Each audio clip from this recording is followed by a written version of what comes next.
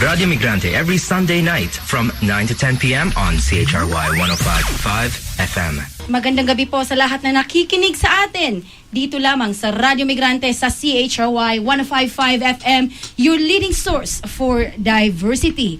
Maaari nyo rin kaming pakinggan sa www.chry.fm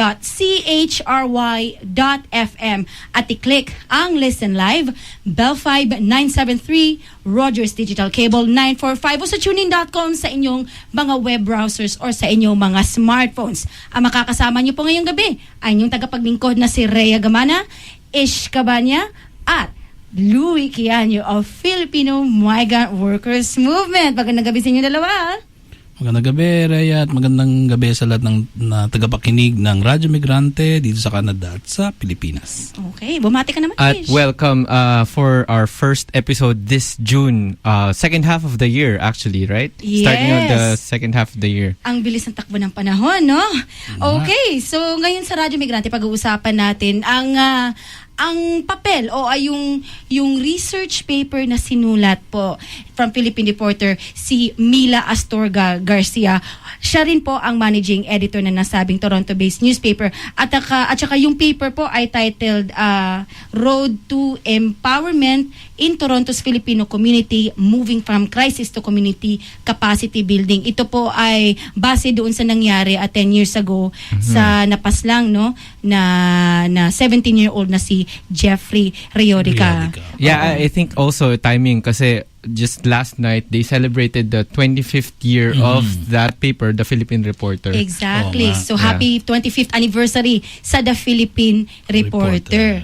So mamaya pag-uusapan natin live via phone patch kasama po si Mila Astorga-Garcia ukol sa papel o ukol sa research na sinulat niya sometime around 2009. So bago tayo magpatuloy sa ating talakayan ay news and information muna tayo. So why don't you go ahead, Kuya Louie? Yeah, ang first news natin, Palace disappoints public school teachers, no funds for pay hike. Malacanang Sunday said that while it understands the plight of public school teachers, it cannot at the moment grant them their coveted salary increase. According to Communications Secretary Herminio Coloma Jr. said over the radio, naunawaan po natin ang dinudulog ng mga guro at ginagalang natin ang kanilang karapatang mamahayag at maglantad ng kanilang saloobin. We understand what our teachers are asking for and we respect their freedom of expression. However, he pointed out that the government is already in the middle of the fiscal year and wala pong na-identify na pinagkukunan ng pondo ng kanilang hinihingi. There was no funds identified as source of the salary hike they are waiting for.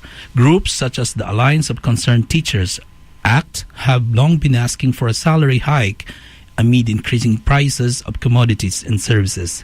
ACT will hold a protest action on Monday in time for the first day of classes. Ang susunod nating balita ay isang audio clip mula po sa Rappler.com. Miriam Tunapoles, she should pay for quote rock star end quote jail status. During a speech in De La Salle University Friday, Santiago says, quote, if Napoles as a person of interest refuses to cooperate by providing information, which she apparently possesses about the scam, there is no acceptable reason why government should single her out for special treatment among the more than 70,000 detention prisoners in the country. Santiago urges President Benigno Aquino to force Napoles to choose between an ordinary stay in jail at the government's expense or a stay in an enhanced facility at her expense. She says the Philippine National Police should stop excessive spending for Napoles' stay at the Fort Santo Domingo Police Camp in Santa Rosa, Laguna. Deputy Presidential Spokesperson Abigail Valtes said last month that the PNP only followed the order of the court and that Malacanang's hands are tied. Napoles' upkeep costs about 150,000 pesos a month, a far cry from the ordinary prisoner's estimated 1,600 pesos monthly. Napoles faces a plunder complaint for supposedly conniving with top lawmakers to transfer funds meant for development projects to bogus non-governmental organizations. Ang pangatlong balita po natin ay nagmumula po sa maninabulletin.com.ph, Philippines readies for ASEAN integration.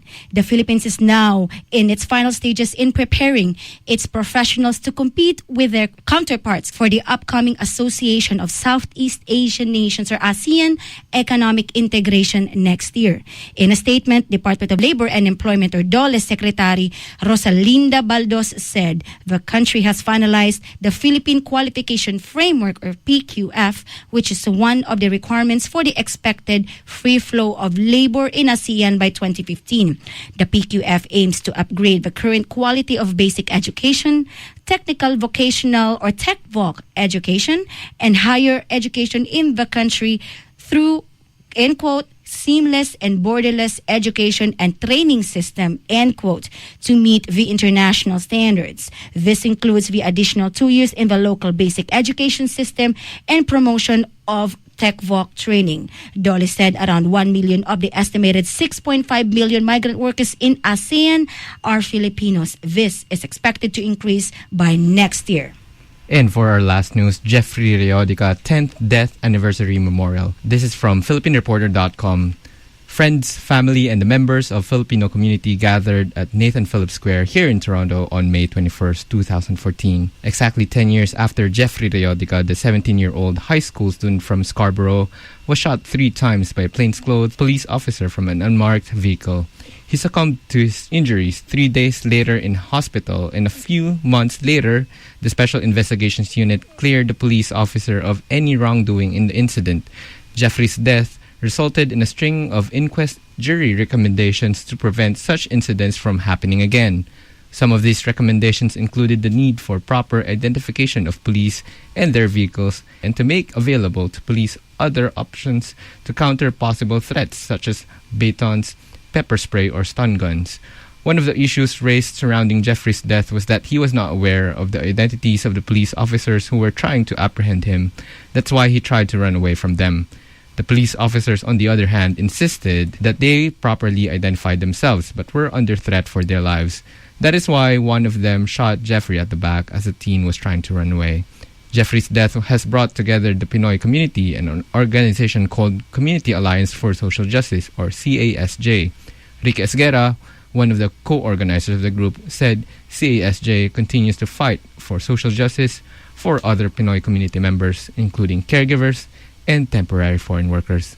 So those are your news for tonight's episode, June 1st, 2014. And for tonight, we will discuss the narrative that describe how a crisis in Toronto's Filipino community stemming from the shooting death of Jeffrey Reodica 10 years ago here in Toronto evolved into a social justice movement that was built through a community capacity building effort. So tonight we have Mila Astorga-Garcia, managing editor of the Toronto-based newspaper Philippine Reporter and one of the community organizers of the Community Alliance for Social Justice. It was formed as an organization of Filipino community groups and individuals dedicated to advancing social justice through advocacy, education, and community action. They also spearheaded the Justice for Jeffrey campaign in 2005, almost 10 years ago. So, hello, Miss Mila. Hello, hi. Yes. Hey, good evening. Yeah, good evening. Thank you for gracing us for Radio Migrante. My pleasure. So maybe just give us a brief background. What is your paper about? And it was entitled The Road to Empowerment in Toronto's Filipino Community, Moving from Crisis to Community Capacity Building. Maybe give us a brief background about that paper, how it evolved, how was the research done, and let's start the conversation from there. Okay. I wish to let everyone know that this research paper published by CIRIS, a very reputable research conglomerate of universities, was started not at all on purpose as a research paper. It evolved quite accidentally as a paper in the end when it was published in April 2007. What happened was, from the time Jeffrey was shot, the first action was taken by the community, first by the family, of course. The Philippine Reporter, the Toronto-based newspaper that published by Hermie Garcia and which I co-published and of which I also am managing editor, with Hermie being editor, covered the story of Jeffrey in a way from day one when community acted about the incident because of how the tragedy affected them. And then later on, first the family acted, then the community was very spontaneously mobilized and organized because they were affected by Jeffrey, the brutal way he was killed. And there was so much anger in the community and in the family because the claim was that Jeffrey had had a knife and that the police who killed him was just acting in self-defense. So the story of Jeffrey was actually a story that was always written about in the Philippine Reporter. We had reporters covering it. Harmy assigned reporter to write about it. Meanwhile, Philippine Reporter, as members of the Filipino community, affected and impacted by the death of Jeffrey. And we were also feeling and seeing how the community itself reacted. And it was the community from youth, the adults, and just everyone, even the seniors among our community. Each and every press conference, vigil, meeting was recorded in an effort to come up with the latest story to be published in the issues of the Philippine Reporter. And then that happened until the time that there was a campaign, a demand by family and the community for an inquest in what happened, because everyone was disappointed of the SIU report that basically was the same as the police version, whereas community and especially the youth witnesses claimed that that wasn't the version at all. That wasn't the correct turn of events or narration of events. The youth saw what happened. Now, the first expose of what happened was published in the Philippine Reporter as early as the first community meeting that was held on Jeffrey issue, which was 2 days prior to when he was interred. Around that time anyway. Yeah. It may have been after that first community meeting when very spontaneously over 200 gathered at the Scarborough Civic Center for a meeting at council chambers at night, and people spoke about their frustrations. And the Philippine Reporter again was there to cover that meeting, and highlight was when the expose about Jeffrey's death, as witnessed by a young man who was with Jeffrey at that time, but who didn't want his name out because he was afraid of police retaliation, because that version was certainly not the same as the police. It was according to how he saw how Jeffrey, who was defenseless, was shot and killed. When that expose was read to a hushed audience at Scarborough Civic Center, that was when people realized how brutal indeed and how an injustice was done to Jeffrey, the family, and the community. So every step of the way until the disappointment of the SIU results, which the lawyer itself had called perverse. The report was called perverse because it certainly was unbelievable. When the family asked for demanded for an inquest, and the community supported that, a huge rally was held, a march to the police headquarters and to the inquest office was done, and so much so that, see, the process of the inquest, they say, is that it takes a while for it to be done. But then because of the way the community had expressed its, demand for justice, they were compelled to do it even earlier. That was the official version. And so it was announced by, I guess, the equivalent of the Attorney General that an inquest was going to happen. And then an inquest did happen, and 7 recommendations came out of it. Now, all throughout the process, the Philippine Reporter was there. We were there. So, we had notes. I had notes, Mhm. and we had coverage written by our all together that carried a story, and I wrote about that Mhm. because there was a conference that was called, I can't recall the exact title, but Mhm. on community crisis, right? And Okay. community crisis, and people of the city of Toronto I was then working as a research analyst, were talking about the crisis of Jeffrey, and also the family was somehow in the community was somehow able to connect with the people there, specifically the community safety secretariat of the social development division, where there was a community crisis unit, right? So a conference was going to happen in which a lot of discussions about community crisis was going to be presented in papers, and then with the notes and the coverage of the reporter, I thought of documenting everything, and people in the conference, the organizers, thought that was worth a paper to be presented. So the case wasn't finished. Not everything had happened. It wasn't even. It was the early part of this crisis when this paper, very tentative paper, was presented. It was just a compilation of all the narratives of the Philippine Reporter, the SIU statement to cover the other side, and then even the Toronto Star reports. It was presented, and I saw the reaction of the people at the conference. So maybe let's just hold on to that, Tita Mila. I want to know more about the players during the course of this event. I want to know how was your relationship with the family who were affected, the friends of Jeffrey who made their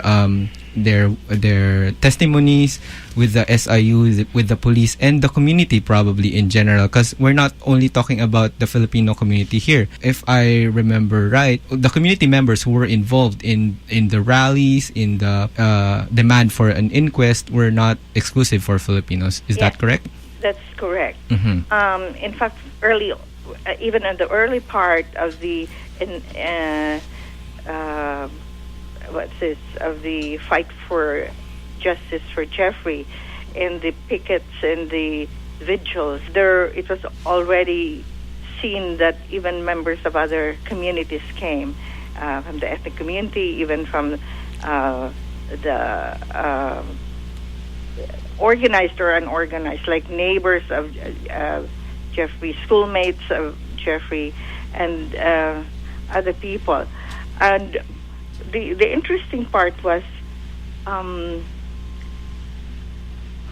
how this campaign for justice evolved into the Justice for Jeffrey campaign, in which already it was actually spearheaded by the family, supported by the community, and they were strategizing on what to do to sustain and to win in this campaign. And meanwhile, there was a time that the community supporting the family had to stand aside to give space for the family to deal with the legal aspects of it. But they continued to believe that the role of the community was so important. Yeah. So meanwhile, there was a need for the leaders. These were, I must say, mainly community members who were concerned about social issues and social justice, that they felt, even as they gave the family some space to work on various issues stemming out of the death of Jeffrey, the other members of the community felt it could help if they could sustain. And I was a part of this discussion all the time, and so was Philippine Reporter and the other organizations that were involved. I guess there were about over a dozen organizations or representatives meeting in parks, in community centers, just to keep on the discussions going on, because there was so much interest to see how everything would happen. Meanwhile, other members, as I talk about meetings and even a conference that came out of this in October, see the killing happened on May, and throughout the summer there were a lot of meetings. It was not just a Filipino community gathering that I could see, that even after the first conference, various cultures attended it. Even the speakers and the workshop facilitators were members of other communities that the Filipino community invited to learn from their extensive experience happened. Hello, Ate Mila? Uh-huh. Yeah, this is Louis. I'm just wondering, this issue of Jeffrey Reodica, do you think it's a voice of the youth who actually inspired the community to act on this issue? Kasi mukhang tingin ko mas malaki ang boses ng kabataan kasi Jeffrey Reodica, 17-year-old, Paano kung halimbawa ang a victim is a 60 years old? Do you think that the story would have been different? Dito ibang-iba ang nangyari. It was the one time in the history, kasi ilang taon na kami dito, almost 30 years. Yes. Noon namin nakita na talagang ang youth ang nasa forefront ng struggle. In fact, the brother of Jeffrey, Joel, led the family and family contacts in pursuing this campaign, and even up to now is very determined to do something about it. I say that because it's 10 years already since that time. Siyempre, during the time, the pace of the activities was such that kita mo kaagad the youth andyan lagi, no? But then, even through the years, buhay pa sa isip nila, tsaka sa puso nila, ang desire to pursue this. And Joel is there. As you can see, nung kahit na nitong recent anniversary, 10th anniversary ng death of Jeffrey, so Joel and the friends and youth were the ones very prominently at that Nathan Phillips Square place where it happened. Balik tayo doon sa umpisa. Kasi ang maganda naman nangyari, ni-recognize din ng mga concerned members, kahit ang family o kay community, na talagang dapat pakinggan kung ano ang mga iniisip ng youth. In fact, after the first community meeting at Scarborough Civic Center, sumunod agad after a few days na youth meeting lang, the same place, para sila na ang makapagsalita. Kasi nung community meeting, ang community leaders ang nangunguna doon magsabi na, kailangan na tumindig, tumayo. Which was good. But then, the youth were a little bit, pag may meeting na siguro mas ginugusto na lang nila sa umpisa muna makinig. Shortly after lumabas kami, marami palang kabataan dun sa labas din na sabi, gusto din nila magkaroon ng ganong meeting. So, somehow, nangyari yon. Ang maganda doon, yung Community Safety Secretariat na mayroon na silang connection, mayroon parang support to make it happen. So, yung sasabihin mo, paano yung aming flyers, paano yung aming, kahit paano, niwala sana silang pagkain, pero magmi-meeting. Pero kahit paano, may konting napakain yung mga youth doon. Now, their discussion was so lively, and they themselves came out with proposals on what to do. Okay, Ate Mila, gusto ko ring malaman yung I think ang CASJ was very, very active, no? Kahit ngayon, napaka-active, and we really commend for that, napakahusay ng CASJ. Ngayon, mayroon kayong ginawang 7 recommendations dun sa members nung nagkaroon ng inquest, no? Ano po ang nangyari dito sa 7 recommendations na ito? Okay, mayroong 7 recommendations. Sa totoo lang, hindi namin alam to what extent yan sinusunod. Kasi kumbaga, yung inquest na yan, it is not supposed daw to find fault in anyone. Kundi, aalamin lang, i-report yung facts as reported by, in the case, the family and CASJ was there, represented by lawyers, no?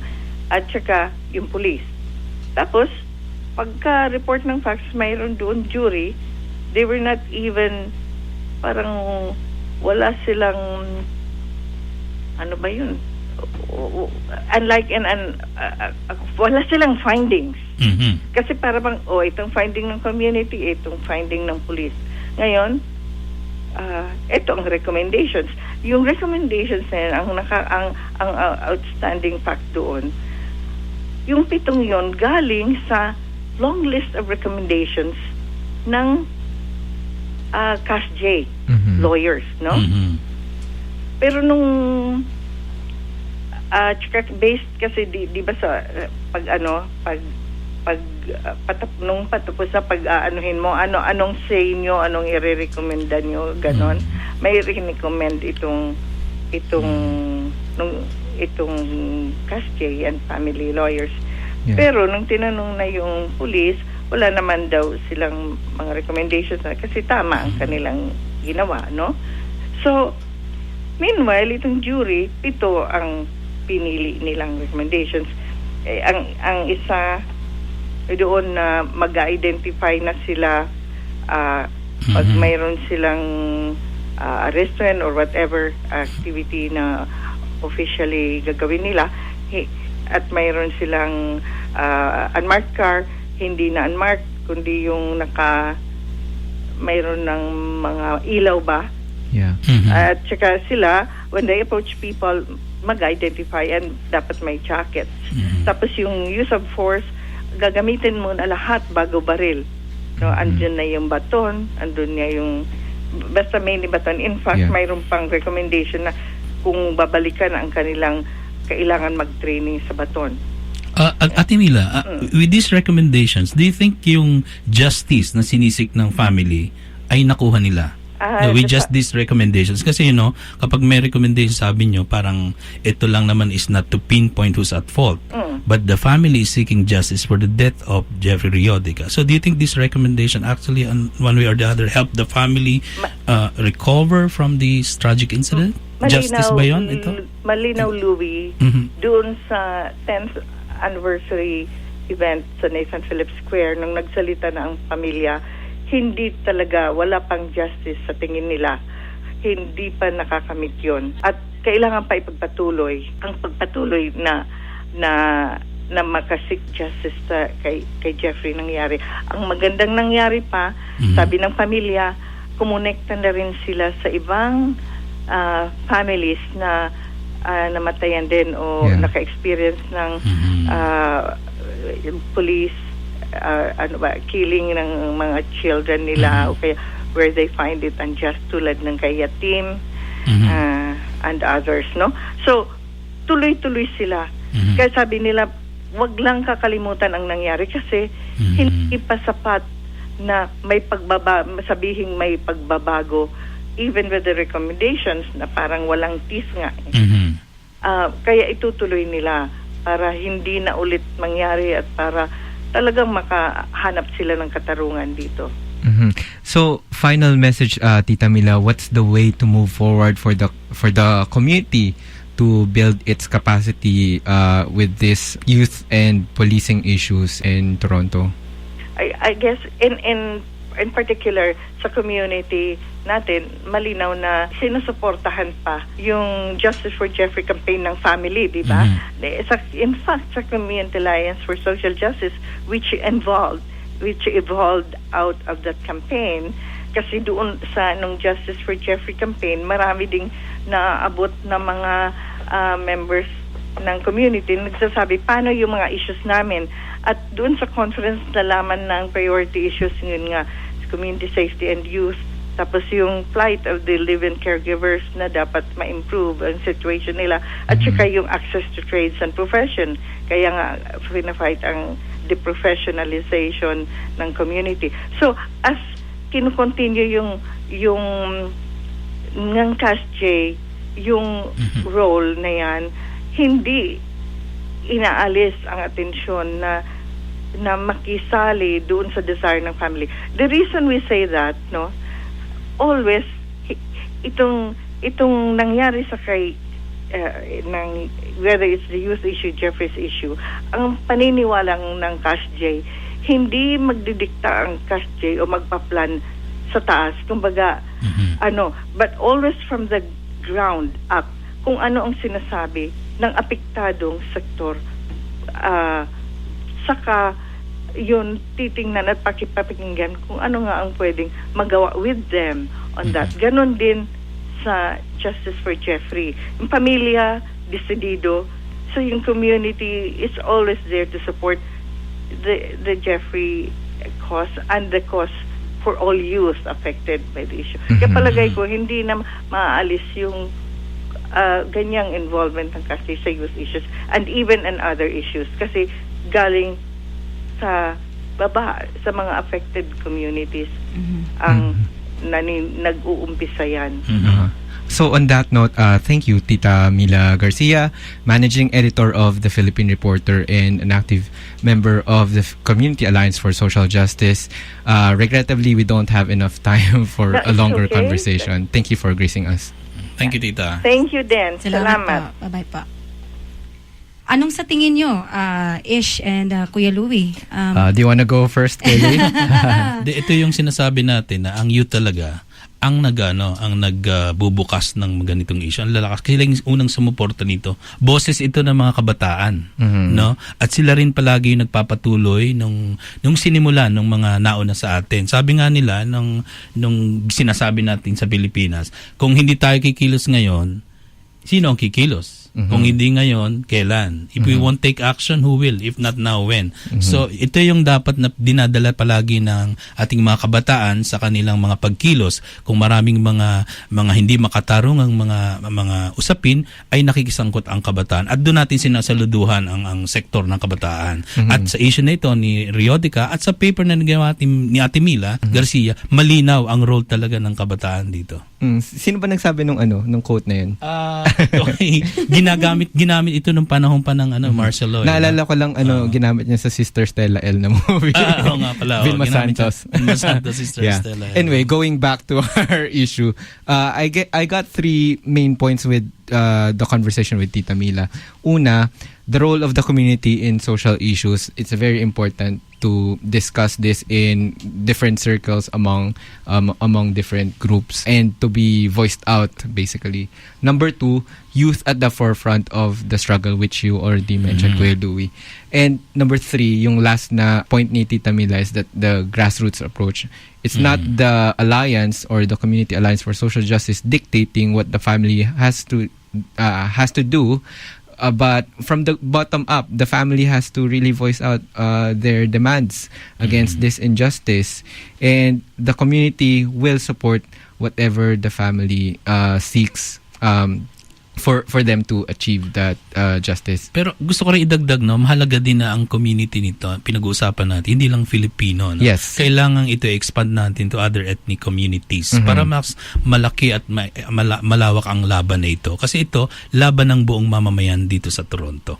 Yeah, so on that note, next up we have Pulso ng Migrante, where Rhea interviewed the brother of Jeffrey Reodica, still on the topic of Toronto youth and policing. This is an 8-minute interview, so tune in. This is Rhea Gamana from Radyo Migrante on CHOY 155 FM, your leading source for diversity. And right in front of me is Joel Reodica. If we remember, he is the brother of a slain Filipino youth whose name was Jeffrey Reodica, who died on May 21st of 2004. And we are actually here at Nathan Phillips Square to commemorate the 10th year death anniversary of Jeffrey Reodica. So Joel, can you please tell us 10 years back, a little bit of history and going forward, how the case of Jeffrey Reodica has been progressing? So when May 21st, 2004, my brother, he was 17 years old, and there's a little dispute in a basketball court at a nearby school, and it's kind of moved from the basketball court to a little neighborhood.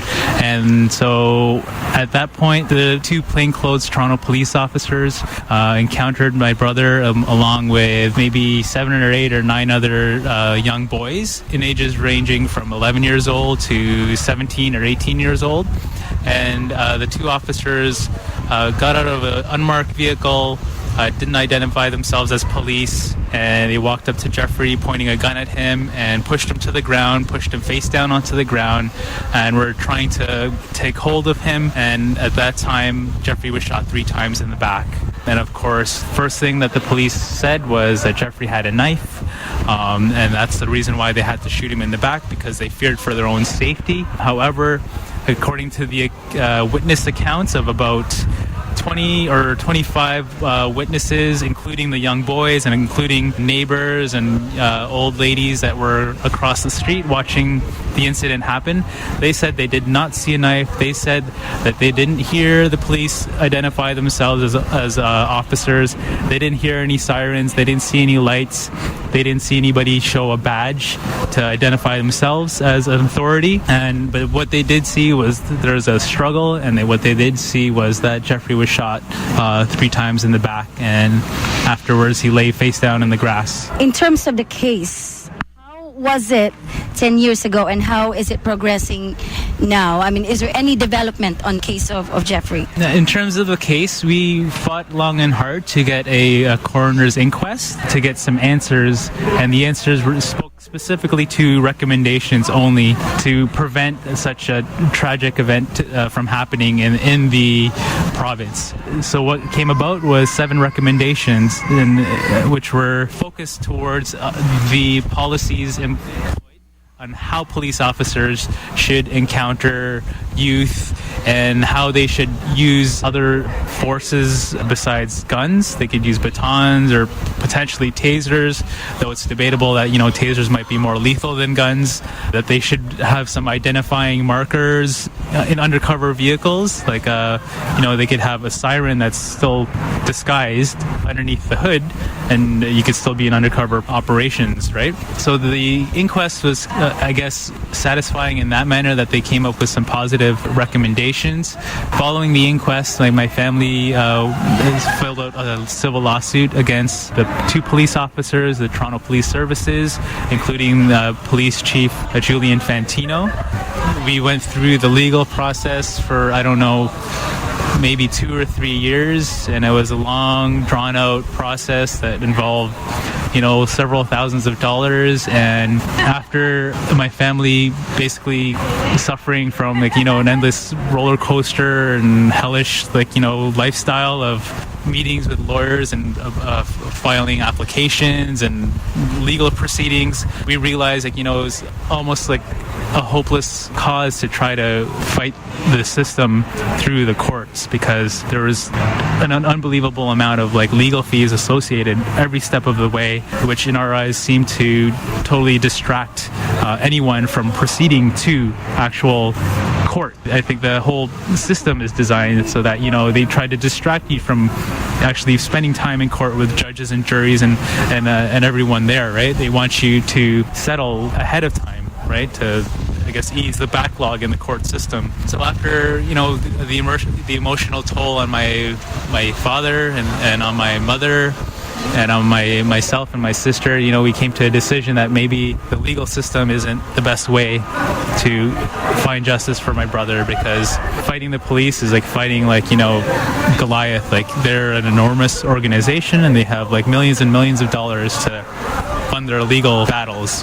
So not too long ago, we stopped the legal claim against the police, and then we ended up pretty much becoming stagnant in the community as a family. However, several community organizations like the Community Alliance for Social Justice, for instance, and several other community organizations and alliances, pursued in the fight and in the struggle in our community. And Jeffrey's legacy continued to live on even up until today, even though we had the hopeless loss in the legal system against the police. We're still hopeful, and we're still determined to make some positive change in the system, whether we do it through the city and provincial governments, or we do it on a grassroots basis, and we as citizens of the city, we become vigilant on a one-to-one basis, where if we see some injustice or some use of excessive force on the streets here tonight, we pull our phones out and we catch some evidence and upload it and share it with the rest of our counterparts here in the city. Similar to what happened to Sammy Yatim. Thankfully, people had iPhones and cell phones with cameras and YouTube, which was a huge factor in how they were able to get justice and how they were able to have that police officer held accountable and charged. Technology has, moved light years since 10 years ago. So if only we had the same technology 10 years ago for my brother, I think it would have been a completely different story. We would have seen a whole different side of the incident that ensued 10 years ago, and the officers would have been charged, and my brother would have had justice, and our community and our family at large would have been satisfied to actually see justice being served. What is your message to our kababayans out there? I would think that for anyone else suffering the same struggle, I'll be honest, it's nothing but a struggle. It's nothing but hell. It'll, be a huge strain on your emotions and your energy on a day-to-day basis. But I implore you to, not give up and to seek the support and the help of other people in your community, because together as a community in solidarity, we could push through and we could succeed in making some positive change in the city. Thank you, Joel. Thank you. At yun po ang naging panayam natin kay Joel Reodica, kapatid po ng pinaslang na 17-year-old na si Jeffrey Reodica. Ito po yung naganap doon sa Nathan Phillips Square kung saan nagkaroon ng memorial para po sa 10th year death anniversary ni Jeffrey Reodica. So bago po magtapos ang Radyo Migrante ngayong gabing ito, ay meron po tayong mga anunsyo. So go ahead, Sarah Salise. Hello, Sarah. Hello, everybody.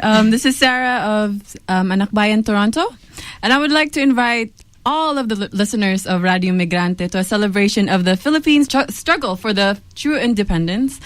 Come and join an afternoon of activities, performances, art, games, and education. Diwa ng Kasarinlan is a celebration of Filipino cultural heritage, hand in hand with a history of struggle. It's at Saturday, July 19, 1 to 4 p.m. at Ryerson University Student Campus Center. That's 55 Gold Street. And if you would like more information, you can contact us at anakbayan.toronto@gmail.com. Thank you. And who wants to go next? Ish? Okay. I have to follow the mic. Where are we? Okay, so call for submissions. Toronto-based literary collective Akdaan is calling for writers in Canada, in the United States, and wherever you are, different migrant communities. Submit your works under the theme of migration and migrant labor. Works will be published in December of this year for Akdaan Anthology Book 2. Please email your entries to grupongakdaan@yahoo.ca. So I have to spell that out. GRUPONGAKDAAN @yahoo.ca. Or you can follow at Facebook. That's AKDAANTO. That's their URL address. Search for Akdaan. Okay, at itong po mga anunsyo ay ilalagay po natin sa Radyo Migrante Facebook page. At dito po nagtatapos ang Radyo Migrante sa CHOY 105.5 FM, your leading source for diversity. And up next, Roy Green and Lady Soul of Odyssey. May mga pabati po ba kayo, Kuya Louie? Oh, thank you lang sa thank you sa Radyo Migrante. At saka thank you. Oh, congratulations sa Philippine Reporter sa Yes, 25th congratulations muli sa Philippine Reporter. At maraming salamat, Ish, Sarah, and Kuya Louie sa gabing ito. Maraming salamat po at hanggang sa muli.